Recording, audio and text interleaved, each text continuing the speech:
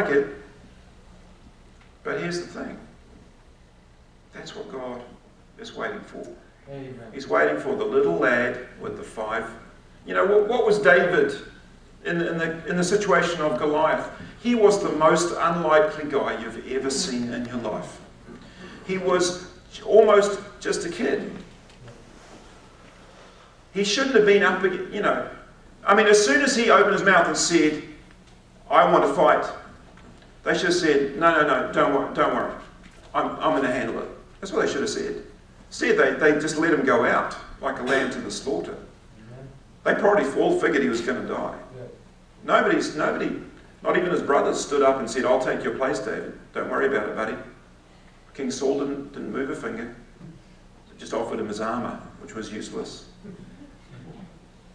Thanks for that. So, David, why is David's reaction different? I tell you, David had something incredibly valuable that is the thing that gives courage to many prophets and has to do so. Many who speak up for God, I won't say prophets, many who will give God's message in this hour and in any hour that we look through history. And what is that thing? It's a kind of indignation.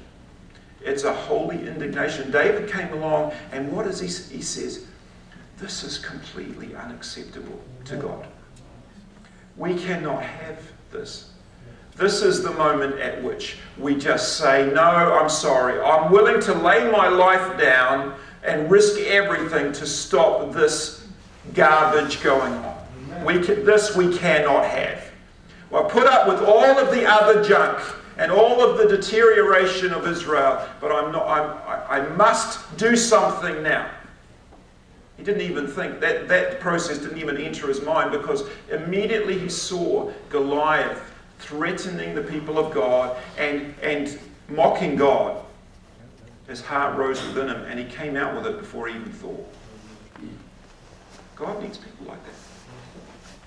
Those are the people who stand up and make a difference, and you say, can I do that? Yeah, I want to say, you're the very person. Doesn't it just say a little lad with 5 loaves? Who preached the sermon to Balaam in the Old Testament? Well, it's a donkey. God didn't complain. He says, at least I've got somebody. Amen.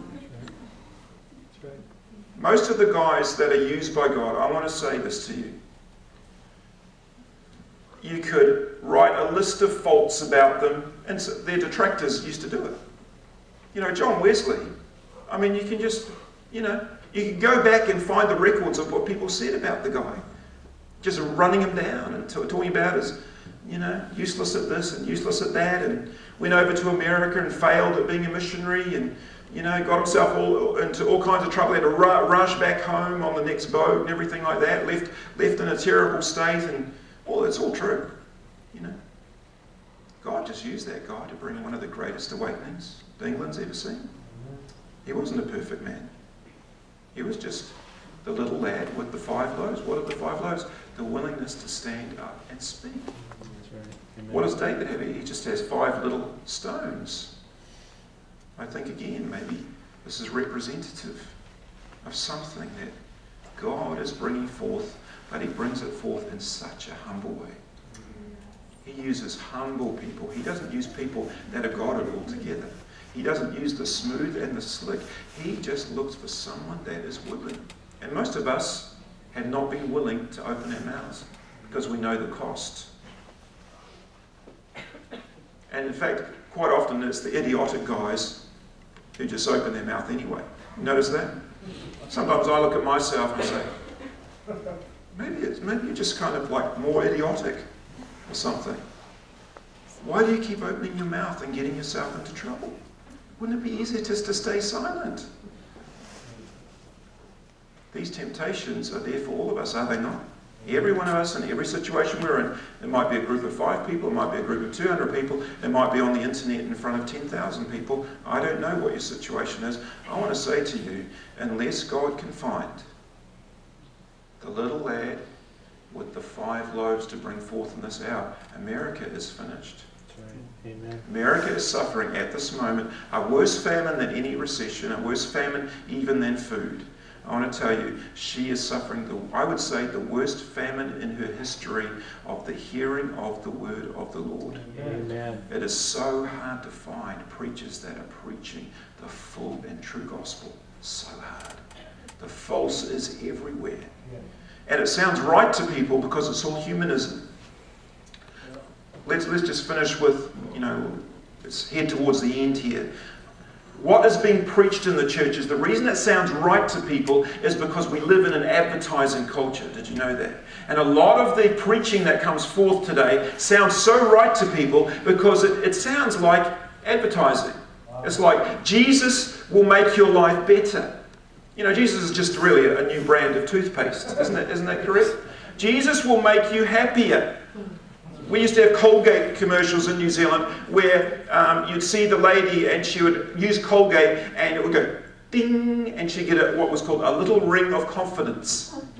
I don't know if you had those adverts in America. Very exciting adverts, I've got to tell you. Absolutely, I had to rush out and buy Colgate as soon as I saw that. So there's all of these bombardments of how are they advertising cars to people? They're saying, oh, this will make you seem so much more successful. People will envy you when you're driving this car. Look at how sleek and smooth it is. All of these subtle messages are going on through all the advertising. And so the preachers have adopted this exact approach to trying to bring people into the kingdom. And they think it's wise and modern and everything else. I want to say to you, they've stripped the gospel completely of all its power, and in fact the essence of the gospel has been lost. Because Jesus didn't run an advertising campaign. He said, if you come to me, you're going to die. You can say goodbye to your life, pal. You come follow me, it's all over. So unless a seed falls to the ground and dies, it cannot bring forth fruits. He says, unless you fall on the rock and are broken, you're worthless to me. You'll get crushed to powder the other way around. But if you choose to come to me and be broken, fall on the rock and be broken, then I can use your life. Then I can bring you with me. Then you become a disciple of mine. And if you're willing to lose everything. He says to his disciples in Luke chapter 14, he says, unless you give up all that you have, you cannot be my disciple. Wow. Popular preaching 101, isn't it? Now here's the difference. I'm just preaching Jesus' words there. Here's the difference. Your best life now. God has a wonderful plan for you. It's all advertising jargon, isn't it? God is going to fulfill you. He's just going to, he just wants to just like ooze all over you. It's kind of like cuddle theology. Now a lot of people are missing something in their lives. They actually are missing the love of God. Do you know how you get the love of God in your life? This is so important. You cannot get the resurrection of Jesus without the death. You cannot. You cannot. And what we're promising people all the time is we're saying, here's how you get resurrection life. Just build yourself up to it. Just come up here. Just listen to our advertising campaign. We're going to be preaching the most positive things to you to build you up into this. No. How do you truly get the life of Jesus? You've got to go down. Your old life has to die. Everything in you that is all of man's strength has got to go down. It's got to go down to the grave with Jesus. He says, if you would follow me, any man would follow me, he says, let him take up his cross and follow me. The exact opposite message. Exact opposite. And we've got to choose whether we listen to modern advertising methods disguised as gospel, which is no gospel at all. What does it produce? It produces lukewarm Christians who are always after their next fix of happiness. You notice that? And always complaining to the pastor if things are not quite right. You go and ask the pastor who's making his life hell, which is usually a truckload of people. You know, pastors have the most miserable job on the earth, just about. And I say that straight out to pastors, most of the people you think are saved are total non-Christians. They just sit in your church. They're never truly converted. They don't bring forth any of the fruits of conversion, true conversion in the Bible. They're totally unconverted, and they complain at you every day. And you put up with them because you think they're Christians. and they're not.